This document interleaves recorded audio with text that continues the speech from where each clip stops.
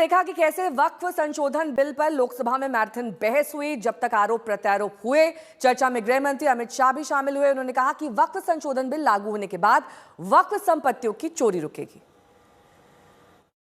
जो वक्फ बोर्ड है और वक्फ परिषद है, उसका काम क्या है?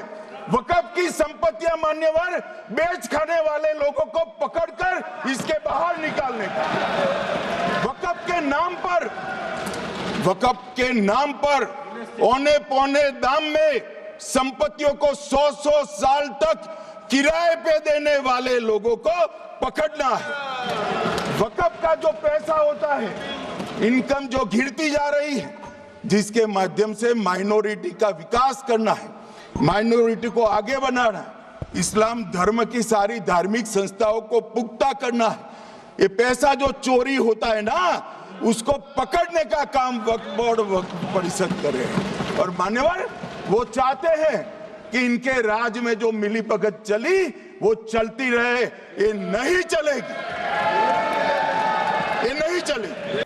वहीं वक्फ बिल पर चर्चा के दौरान समाजवादी पार्टी के अध्यक्ष अखिलेश यादव और गृह मंत्री अमित शाह के बीच मीठी नोकझोंक हुई। अखिलेश यादव ने बीजेपी अध्यक्ष न चुने जाने पर सवाल उठाए तो अमित शाह ने बेहद चुटीला जवाब दिया।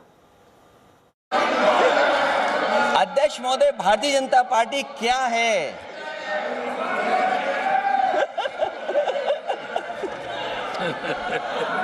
जी, मैं अखिलेश जी ने बहुत हंसते हंसते कहा है, इसको हंसते हंसते जवाब देना। ये सामने जितनी पार्टियां हैं, उनका राष्ट्रीय अध्यक्ष उन 5 लोगों को ही चुनना है परिवार के। हमें माननीय अध्यक्ष जी करोड़ों सदस्यों में से 12-13 करोड़ सदस्य प्रक्रिया कर कर चुनना है तो देर लगती है। आपके यहाँ जरा भी देर नहीं लगेगी। मैं कह देता हूं अभी 25 साल तक आप अध्यक्ष हो जाओ, नहीं बदल सकता। अध्यक्ष महोदय, क्योंकि जो बात निकल के आई है वो मैं फिर आगे बढ़ा दूं। अध्यक्ष महोदय, जो बात सोशल मीडिया या और जगह गुपचुप हो रही है, कहीं ऐसा तो नहीं था कि अभी कुछ दिन पहले यात्रा जो हुई है वो कहीं 75 वर्ष की एक्सटेंशन वाली यात्रा तो नहीं थी? अखिलेश ने वक्फ संशोधन बिल पर चर्चा के दौरान कहा कि बीजेपी के लिए ये वाटरलू साबित होगा। वक्फ बिल भाजपा के लिए वाटरलू साबित होगा, क्योंकि ऊपर से तो हाँ कह रहे हैं, लेकिन अंदर ही अंदर बहुत सारे साथी सहमत नहीं है। मैं अंत में इतना ही कहना चाहता हूं कि ये वक्फ बिल जो लेकर के आए, कोई उम्मीद लेकर के नहीं आ रहा है। ये सोची समझी रणनीति का हिस्सा है, क्योंकि इनका जो बोर्ड बिखर गया है, ये मुस्लिम में भी बंटवारा चाहते हैं। मुस्लिम इस्लाम धर्म में कहीं बंटवारा नजर नहीं आता है, लेकिन इनकी कोशिश है कि इस बिल के माध्यम से हम मुस्लिम भाईचारा में भी बंटवारा कर दें। और वक्फ बिल पर चर्चा के दौरान उस वक्त नाटकीय मोड़ आया जब ओवैसी ने बिल की कॉपी फाड़ दी। उन्होंने महात्मा गांधी की मिसाल देते हुए कहा कि महात्मा गांधी ने ब्रिटिश कानून को फाड़ दिया था।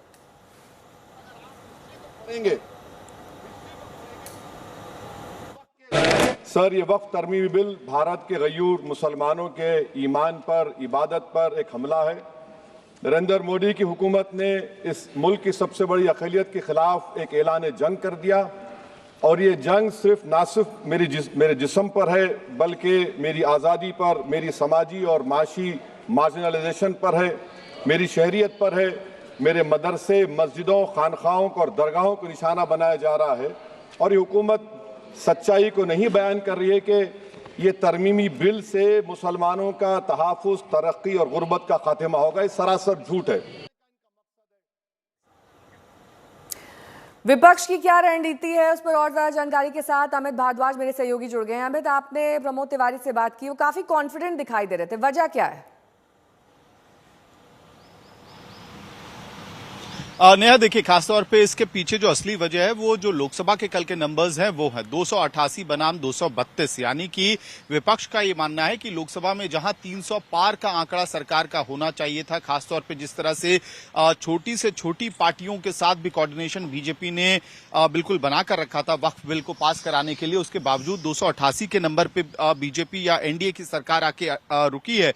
तो राज्यसभा में इस मेजोरिटी को और ज्यादा थिन करने की कोशिश विपक्ष करेगा और यही वजह है कि उनके बॉडी लैंग्वेज में आपको ये कॉन्फिडेंस रिफ्लेक्ट कर रहा है। एक और सच्चाई जरूर रही है कि जहां लोअर हाउस में सरकार अपनी पैठ बनाए रखती है, अपर हाउस हमेशा से ट्रेडिशनली सरकार के लिए, चाहे जो भी पार्टी सरकार में हो, सत्ता में हो, उसके लिए डिफिकल्ट टेरेन माना जाता है।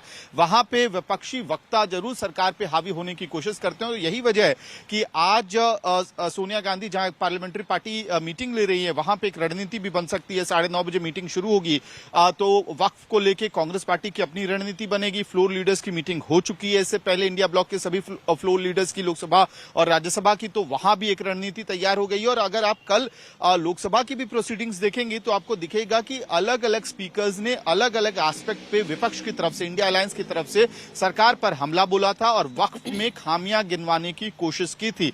तो संभवतः आज जब राज्यसभा में ये बिल जाएगा तो इसी तरह से सरकार पे बिल में क्या कमियां हैं और ओवरऑल जो विपक्ष की अपनी राजनीति है, इंडिया अलायंस की अपनी राजनीति है, वो खुद को सेकुलर बताने की और सरकार को। बहुत बहुत शुक्रिया तमाम जानकारी के लिए आपका।